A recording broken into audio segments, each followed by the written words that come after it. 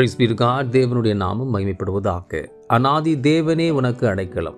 பூமியிலே சில மனிதர்களை நம்புகிறார்கள், சில வேளைகளில் ஏமாற்றம் அடைகிறார்கள். நம்பப்படும் மனிதர்கள் சில வேளையில் உண்மையிலே உதவ வேண்டும் என்று நினைக்கிறார்கள், சூழ்நிலையால் இயலாமல் போகிறார்கள். கர்த்தர் நாம் எல்லாவற்றிற்கும் மனிதர்களை சார்ந்து இருக்க விரும்புகிறவர் அல்ல.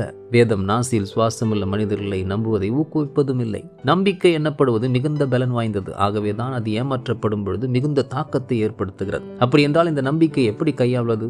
பலன் வாய்ந்த இத்தகைய நம்பிக்கை என்றும் மாறாத ஒரு உறுதியான பொருளை சார்ந்ததாக இருக்க வேண்டும். இப்படிப்பட்ட தன்மையுடையவர் நம் தேவன் மாத்திரமே. ஆம், அவர் நேற்றும் இன்றும் என்றும் மாறாதவராய் இருக்கிறார். அவர் அநாதி தேவன், இந்த உலக தோற்றத்திற்கும் முந்தையவர். அந்த அநாதி தேவன் உனக்கு அடைக்கலமாய் இருக்க அவரையே உறுதியாய் பற்றி கொண்டு அவரையே உறுதியாய் நம்புகிற பொழுது அதை காட்டில் நம் வாழ்வில் பெரிய பாக்கியம் வேறொன்றும் இருக்க முடியாது. ஆம், அநாதி தேவன் உனக்கு அடைக்கலம். அவரை நம்பியிரு, ஆசீர்வதிக்கப்படும். God bless you abundantly.